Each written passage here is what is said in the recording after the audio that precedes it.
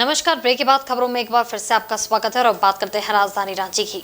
झारखंड के शिक्षा मंत्री रहे दिवंगत जगन्नाथ महतो की पत्नी बेबी देवी को सोमवार को झारखंड सरकार में 11वें मंत्री के रूप में राज्यपाल सीपी राधाकृष्णन के द्वारा राजभवन के दरबार हॉल में पद और गोपनीयता की शपथ दिलाई गई। इस शपथ ग्रहण समारोह में राज्य के मुख्यमंत्री झामुमो सुप्रीमो सहित राज्य के कई मंत्री और नेतागण उपस्थित रहे। हालांकि इस पद ग्रहण समारोह में राजभवन में सीमित लोगों की एंट्री देखी गई। राजभवन के बाहर मुख्य गेट के समीप डुमरी विधानसभा क्षेत्र के स्वर्गीय जगन्नाथ महतो के प्रशंसक सहित प्रदेश के कई नेतागण भी उपस्थित दिखे। वहीं दिवंगत जगन्नाथ महतो की पत्नी का मंत्री पद के शपथ को लेकर राजभवन के बाहर उपस्थित लोगों में उत्साह देखा गया।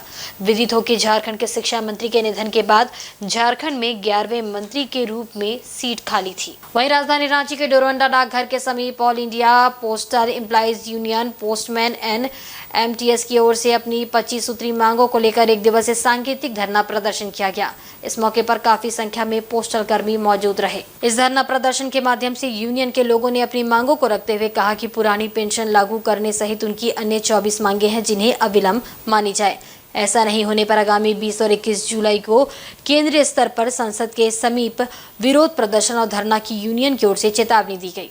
एमटीएस का 25 सूत्री मांग पत्र जो दिया गया है, इसमें से मेन मुद्दा है ओपीएस, पुराना पेंशन को लागू करना है और पोस्टमैन एमटीएस का जो भी रिक्त पद है उसको पूरा करना है। दूसरा चीज़ जो हम लोग को अलाउंस मिलता है वर्दी अलाउंस, उसमें 5,000 की जगह पर 15,000 करना चाहिए। और सीजीएस जो है वो सब सारे कर्मचारी के ऑल इंडिया ओवर में प्राप्त होना चाहिए, जिससे कि अपना इलाज कराने में दिक्कत न रहेगी। राजधानी रांची के वाम दल के कार्यालय में एक प्रेस वार्ता के माध्यम से फादर स्टैन स्वामी की तीसरी शहादत दिवस के अवसर पर आयोजित कार्यक्रम की जानकारी दी गई। इस प्रेस वार्ता के माध्यम से बताया गया कि फादर स्टैन स्वामी के शहादत दिवस पर आगामी 5 जुलाई को राजधानी रांची के राजभवन के समीप एक स्मृति संकल्प सभा का आयोजन होगा, जो शहीद स्टैन स्वामी न्यायिक मोर्चा की ओर से आयोजित होगा।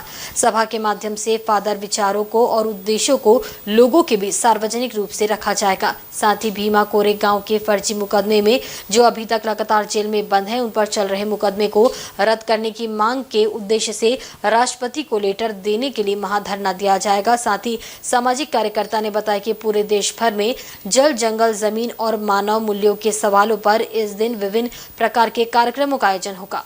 जल, जंगल, जमीन के सवाल और मानव मूल्य के सवालों को लेकर लगातार संघर्षरत रहे हैं। इसलिए जो इस फादर स्टैन स्वामी की कस्टोडियल डेथ के मामले को जो समझते हैं, वैसे पूरे भारत के कई राज्यों में फादर स्टैन स्वामी की शहादत दिवस पर कार्यक्रम का आयोजन अलग अलग तरीके से किए जा रहे हैं। कहीं लेक्चर का कार्यक्रम है, कहीं धरने का कार्यक्रम है, कहीं डिस्कशन का कार्यक्रम है।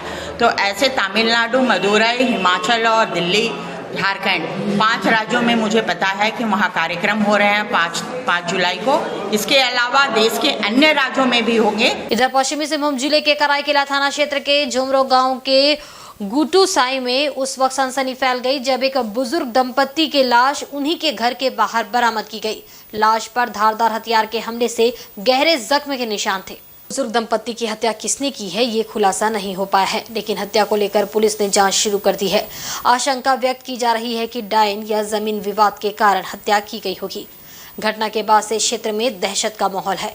जानकारी के अनुसार 65 वर्षीय सकारी दिग्गी और उसकी पत्नी 60 वर्षीय बादगी दिग्गी गर्मी के कारण अपने घर के बाहर चारपाई पर सोए हुए थे। इसी दौरान अज्ञात अपराधियों ने धारदार हथियार से रविवार रात दोनों के सिर पर हमला कर दोनों की जान ले ली। सोमवार सुबह गांव के मुंडा ने हत्या की सूचना कराईकेला थाना पुलिस को दी। घटना की सूचना मिलते ही कराईकेला थाना प्रभारी दलबल के साथ घटनास्थल पर पहुंचे। हालांकि हत्या के संबंध में गाँव वाले कुछ भी बताने को तैयार नहीं है। गांव में मातम और खौफ दोनों पसरा हुआ है। इधर पुलिस पूरे मामले की जांच पड़ताल कर रही है। शव को अपने कब्जे में लेकर पोस्टमार्टम के लिए चक्रधरपुर अनुमंडल अस्पताल भेज दिया है और पुलिस सभी बिंदुओं पर जांच कर रही है। इधर जमशेदपुर में प्रत्येक वर्ष की तरह इस वर्ष भी गुरु पूर्णिमा के दिन विधायक सरयू राय के द्वारा रामार्चा पूजा का आयोजन किया गया, जिसमें काफी संख्या में लोग शामिल हुए। जिसमें पहले दिन रामार्चा पूजा का आयोजन किया गया, वहीं दूसरे दिन रुद्राभिषेक के साथ पूजा भली भांति संपन्न होगी। इस पूजा को लेकर 80,000 लोगों को आमंत्रित किया गया है, जिसमें झारखंड सरकार के राज्यपाल से लेकर मुख्यमंत्री सहित तमाम मंत्री, पूर्व मुख्यमंत्री, सांसद, विधायक एवं पूरे जिले के सभी जाति धर्म के लोग शामिल हैं। वहीं बिहार के आरा से आए कारीगरों द्वारा महाप्रसाद बनाया जा रहा है। करीब 200 कारीगर 24 घंटा महाप्रसाद बनाएंगे।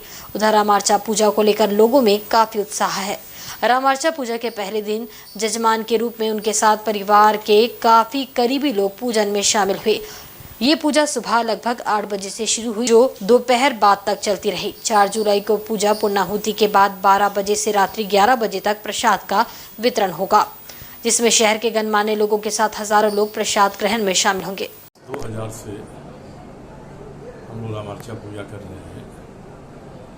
इसमें भगवान राम की पूजा केंद्रीय रूप से होती है, मगर पूजा की 4 आवृत्तियाँ होती हैं। पहली आवृत्ति में समस्त देवियों का आह्वान होता है और भगवान शंकर की पूजा से पहली आवृत्ति संपन्न होती है। इसके बाद भी आवृत्तियाँ हैं जिनमें भगवान राम के साथ योग उनके अयोध्या में वनगमन के समय से लेकर और रावण युद्ध के समय तक रहे उनके साथ। इन सब लोगों को हम लोग याद करते हैं, उनकी पूजा करते हैं, उनका आह्वान करते हैं, उनको बुलाते हैं और इस तरह से ये पूजा संपन्न होती है। भगवान राम और उनके समस्त जो भी आदमी हैं उन सबों की हम लोग पूजा करते हैं। और इस पूजा की विधि हम लोग ऐसा ही करते हैं कि भाई हम लोग पूजा में लोगों को आमंत्रित करते हैं प्रसाद के लिए। आज पूजा है, कल प्रसाद का दिन है, कल सुबह में हम लोग रुद्राभिषेक करेंगे, उस पर प्रसाद होगा। निमंत्रण पूजा का हम सबको भेजते हैं बिना भेदभाव के और हम लोग उम्मीद करते हैं कि जिनके भाग्य में पूजा का प्रसाद होगा वो आएंगे। विशेष आग्रह करके हम लोग किसी को इस पूजा में बुलाते नहीं। बुद्ध पूर्णिमा के अवसर पर बुद्धा टेम्पल में संस्था की ओर से गुरु श्री स्वामी सत्यानंद सरस्वती जी महाराज एवं निर्जानंद सरस्वती महाराज की सदस्यों ने पूजा अर्चना की। वहीं संस्था के सदस्यों ने पहले श्री स्वामी सत्यानंद सरस्वती जी महाराज और निर्जानंद सरस्वती महाराज की फोटो पर माल्यार्पण कर पूजा अर्चना की, जिसके बाद उनके बताए हुए रास्ते पर संस्था के द्वारा चलने का संकल्प लिया गया। साथ ही ज्ञान पाठ, पूजा अर्चना कर महाभोग का प्रसाद का आयोजन बुद्धा टेम्पल में किया गया। इस मौके पर कई संस्था के सदस्यगण शामिल हुए।